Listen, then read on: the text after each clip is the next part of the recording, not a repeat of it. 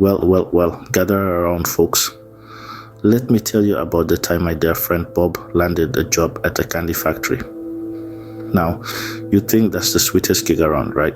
But poor Bob, he had a cavity and his dentist had warned him against sweets. Talk about being a kid in a candy store who can't have any candy. Now that's a litmus test for self-control if I ever saw one. But let's get serious, or as serious as we can be when we're talking about sex, money, and position. They're the three things that make the world go round, or so some people believe. They're also the biggest test of integrity and self-control known to humanity. Now think about this. Imagine you're a mouse and you're in a room full of cheese. And you love cheese, but you're also on a diet. That's kind of what it's like with money. Money is like that cheese.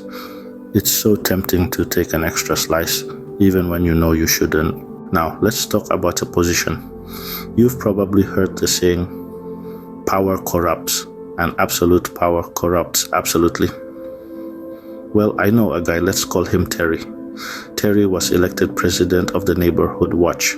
It was a small position, but boy did it go to Terry's head. He started issuing parking tickets on his own driveway and declared his backyard a sovereign nation. Terry, my man, it's a neighborhood watch, not a dictatorship. And then there's sex. The oldest temptation in the book. It's like being on a diet and living in a donut shop. You're constantly surrounded by temptation. It's a real test of self-control. So what have we learned today, folks? Well, sex, money, and position are the ultimate tests of integrity and self-control. They're like the Bermuda Triangle of morality, if you will. Navigate them carefully, or you might just find yourself lost at sea. But remember, it's not about never eating the donut, taking the extra slice of cheese, or becoming a driveway dictator. It's about knowing when it's okay and when it's too much. It's about balance and moderation.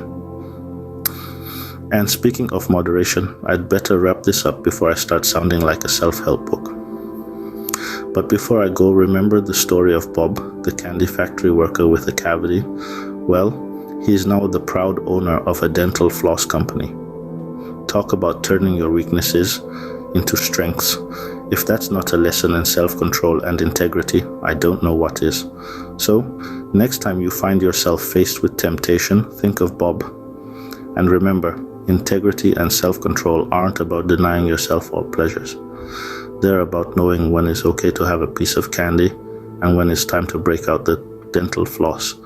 Until next time, folks, don't forget to floss.